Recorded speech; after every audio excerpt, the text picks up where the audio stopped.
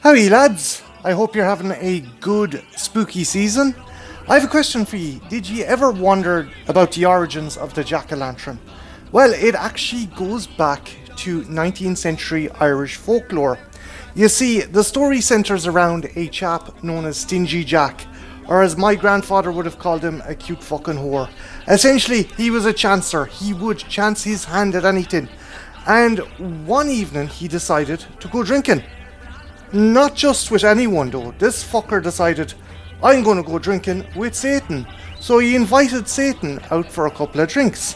And they're drinking away. And all of a sudden Jack goes, Jesus, I can't afford to pay for these pints. So he goes to Satan, here, Satan, here's what you're going to do. You're going to turn into a silver coin and I'll use you to pay for our drinks. And Satan, an arrogant fucker that he is, turned into the coin, not realising Jack had a plan. You see, Jack didn't use the coin to pay for drinks. No, he slipped it into his pocket right next to a silver crucifix. And as a result, Satan couldn't fucking change back. So Jack was like, haha, I literally have Satan in me back pocket.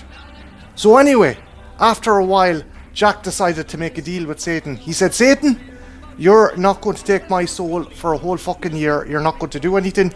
You're not going to curse me. You're not going to do sweet fuck all, because I'll keep you in my pocket if you plan on doing anything. So, and with that, Satan had to agree. If he didn't, he'd be stuck in Jack's pocket for the rest of his days. So Jack took him out of the pocket and let Satan turn back into Satan.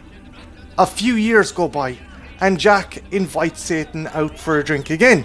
But Satan's like, haha, no fucking way, not this time, you chancer. I'm not going to be fooled again. He goes, look, I tell you what, we won't go to a pub. You don't need any money whatsoever. We're going to make some cider.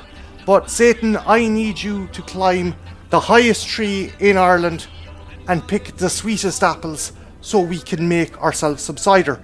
So up Satan went, up the highest tree in Ireland, and when he was halfway up, he suddenly realised, there's no fucking apples up here. And he looked down, only to see Stingy Jack carve a crucifix into the base of the tree. What the fuck are you doing? He roared down to Stingy Jack. And Jack was like, now, here's the thing. I'll etch out this crucifix and let you climb back down the tree, if only you promise not to take my soul for another 10 years. And Satan was like, you bastard, Jack. But of course he had to. He was stuck up in a tree if he didn't. So he made a deal with Jack that he couldn't take his soul for 10 years. So the deal was done, the pact was made, and Jack went on his way after etching out the crucifix. Now, after 2 years, Jack passed away. Hard living, I'm guessing. Too much drink, too much cigarettes. But as a result of his wayward lifestyle, God wouldn't allow him into heaven. Sure, he was a chancer. There was no knowing what he might do when he was up there. But of course, Satan couldn't take his soul either. So he was like, no, Jack. I'm not having you down here. You're going to roam the afterlife in the dark, carrying a burning piece of coal to light your way. So off Jack went. He had to carry a flaming fucking piece of coal in the dark. The hand burnt out of him. And as he was walking down the road one day, he came by a turnip patch. He's like, do you know what? I'm not going carrying this thing anymore in my hand.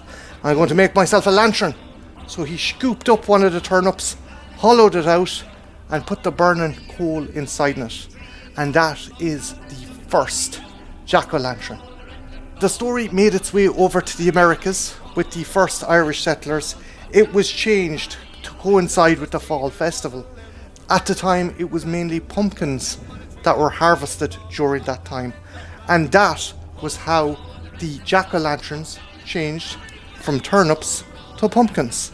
So guys, I hope you enjoyed this tale, and I hope you enjoyed the origins of the jack-o'-lantern. Have a great Halloween, guys.